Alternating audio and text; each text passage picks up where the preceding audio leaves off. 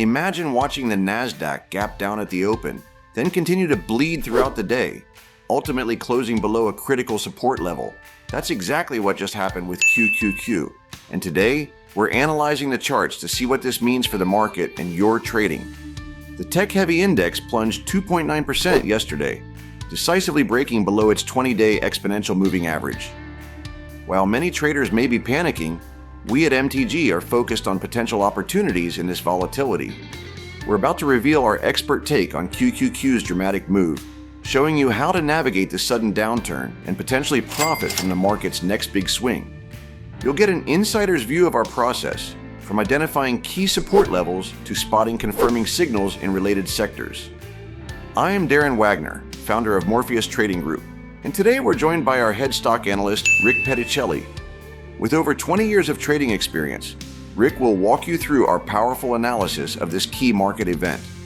If you're ready to learn how to navigate these volatile conditions, hit that like button and subscribe now. Thank you, Darren, for that introduction. So Wednesday's big volume break of the 20-day EMA on a closing basis puts the current uptrend potentially under some pressure here in the Nasdaq 100 ETF QQQ. Generally speaking, in a bull market, in a strong uptrend, we're looking for the price action to remain above the 20 as a positive sign. A break of the 20 could indicate a few days of indecision. If the price action can't recover back above the 20-day EMA within a few days, that could lead to further weakness, a deeper correction. So we go from looking at a potential, say, 3% pullback here to something along the lines of a 6, 7, 8% pullback. If the Nasdaq can't reclaim the 20 within the next few days, then a test of the 50 MA, or at least at the very least an undercut of the prior swing low from late June, is a 6 to 7% correction, which is still fine overall. It would just more or less look something like what we had here in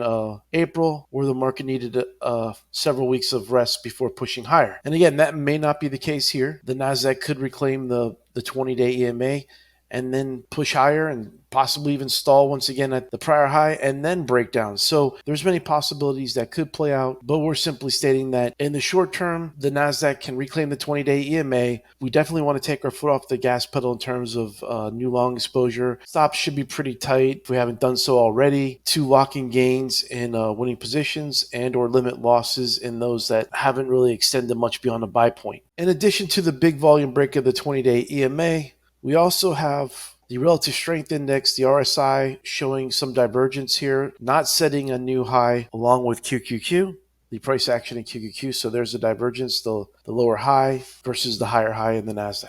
And you can see here from the price action this year in QQQ, every time the RSI indicator nears the 80 level, increases the odds of a short-term pullback, which is fine. But again, here we have clear divergence, which is a sell signal. Now, if QQQ is unable to reclaim the 20-day EMA and does see further selling from here, the 50-day SMA is sitting around 470. That would be support, and we could possibly see an undercut of that level, which is a bit different than the last correction in the Nasdaq, where the price was sideways for several weeks and then broke down below the 20 and the 50 MA after the 50 MA caught up to the price action. Most of the damage was done below the 50 in that correction. And the current look is much different than the one in March. After several weeks of chop with the price breaking down here, we have the price breaking down off the highs, not much chop. And so it will take a near 7% pullback just to get to the 50 MA in the Nasdaq if the price action were to sell off sharply from here. And a touch of the 50, if there was a pullback, would also undercut the prior support level. So that would be, which is often what price action does in a corrective phase. So along with QQQ potentially flashing a sell signal, we also have XLK, the technology ETF, also breaking down below the 20-day EMA on a gap down. The prior swing lows around 220, 250. A test of the 50 would also undercut that level. There's also some support here from 216. In addition to the break of the 20, we also have RSI divergence with a lower high in the RSI indicator and a higher high in the price. And we also have the same scenario. And switching over to the daily chart of the semiconductor ETF, SMH, we also have another break of the 20-day EMA on a pickup in volume. Price took out the prior low, but there is support from the 50 here but Wednesday selling does look like it could be the start of at least a few weeks of chop, unless the price can just reverse back through the 20 and push higher. We also have divergence in the RSI indicator, with the price setting a higher high and the RSI setting a lower high. So at the very least, these three charts all point to some sideways to potentially lower action in the technology sector. If there is a recovery back above the 20 and Wednesday's high, how would the price react to touch of the declining 8-day EMA, which is turned lower here over the past few days?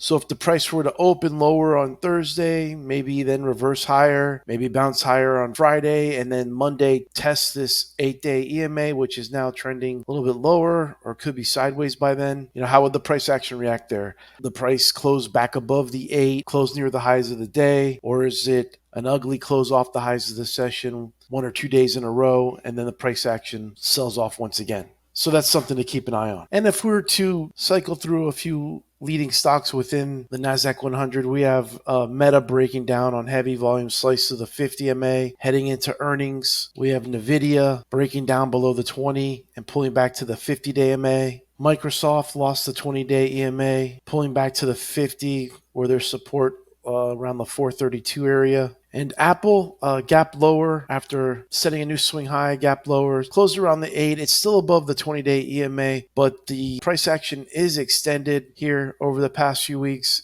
heading into its earnings report on August 1st. So we're seeing leading stocks in the Nasdaq break down below the 20 for the most part, which overall is probably going to be a healthy thing, as it'll allow stocks to digest recent gains and eventually produce bullish chart patterns after a few weeks of sideways to lower action. I know we've covered a lot of ground here and your head might be spinning with possibilities.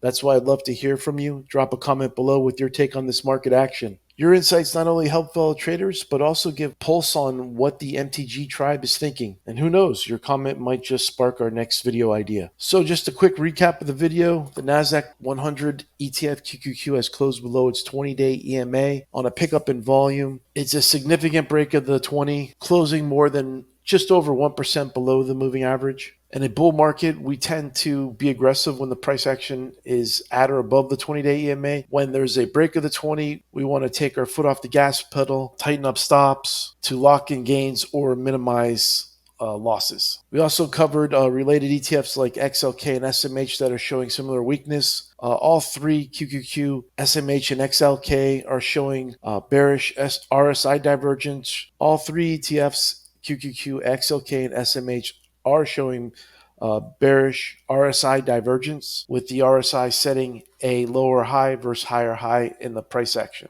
Remember, in the market jungle, being aware of these key levels and indicators can give you a significant edge. Whether we see a quick recovery or further breakdown, you're now equipped to navigate the Nasdaq's next move.